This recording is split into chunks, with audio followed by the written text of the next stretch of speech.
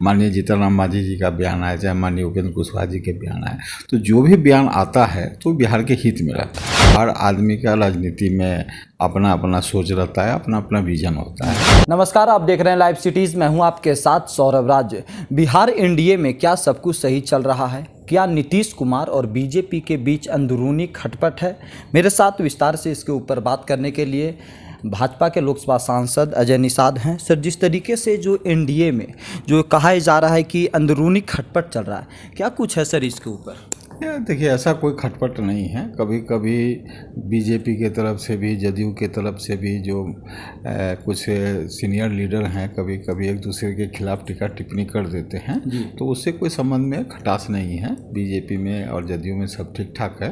गठबंधन सरकार अच्छे से चल रही है। माननीय मुख्यमंत्री नीतीश जी के नेतृत्व में बिहार जो है नए आयाम की ओर जा रहा है, और इस बार विकास की गति भी होगी। लगातार प्रधानमंत्री जी से तालमेल भी बढ़िया हो गया बिहार सरकार का। और समझिए कि एक तरह से केंद्र में भी अपनी सरकार है और बिहार में भी अपनी सरकार है, दोनों जगह एनडीए की सरकार है।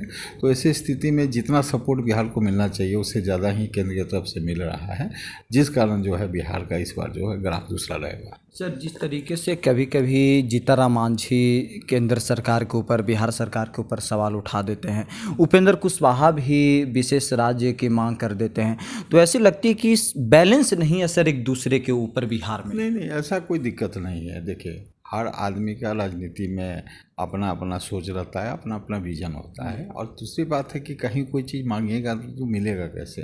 हर आदमी का सोच का अपना अपना तरीका होता है। हर आदमी बिहार का विकास चाहता है। ऐसा तो नहीं है कि विकास रोकने के लिए कोई बात चल रही।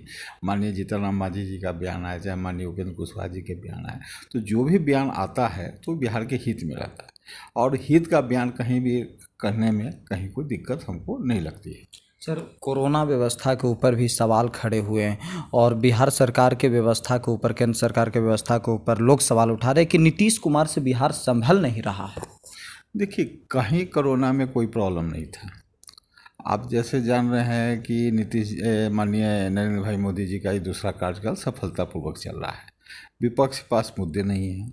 जब इनको तो पूरे भारत पे गर्व होना चाहिए कि सबसे पहले भारत ने वैक्सीन का निर्माण किया और सफलतापूर्वक कर दिया, तो इस बात को लोग सपोर्ट नहीं किए। ये लोग वैक्सीन के बारे में तरह तरह के भ्रम फैलाएं कि लोग को वैक्सीन न लेना पड़े, लोगों को गुमराह करने का काम किए। लेकिन माननीय प्रधानमंत्री के नेतृत्व में आप देख रहे हैं कि जनसंख्या के हिसाब से आप लीजिएगा तो पूरे विश्व में भारत दूसरे नंबर पे है। विशाल जनसंख्या है, उसके बावजूद भी जो वैक्सीनेशन का काम है यहाँ एकदम सुचारू रूप से चल रहा है। 44 प्लस के जितने लोग हैं उनको कहीं भी वैक्सीनेशन लेने में कोई दिक्कत नहीं आ रही है। जो 18 साल से जो 44 साल के बीच में हैं उनका थोड़ा सा वेटिंग है, लेकिन हमको लगता है कि जून के अंदर में, इस महीने के अंदर में सब ठीक हो जाएगा और ऑन डिमांड जिनको जो ज़रूरत होगी वहाँ पर उनको वैक्सीन मिलेगा। तेजस्वी यादव लगातार से ट्वीट के माध्यम से सवाल आप लोगों के ऊपर उठा रहे हैं कि आप लोग न केंद्र में सही काम किए, न बिहार में नीतीश कुमार को सही काम करने दे रहे हैं। देखिए, अब माननीय तेजस्वी जनाधार वाले नेता हैं, लेकिन विकास में चश्मे से देखने की ज़रूरत है। भारत का जो ग्राफ जो पिछले 7 साल में जो माननीय नरेंद्र मोदी जी के नेतृत्व में मिला है, उसकी तारीफ पूरा दुनिया कर रही है। विपक्ष के लोग हैं, कभी भी नरेंद्र मोदी की तारीफ नहीं करेंगे और उनका तारीफ मुझे लेना भी नहीं। देश का भविष्य जो है और वर्तमान जो भी तय करती है देश की जनता करती है।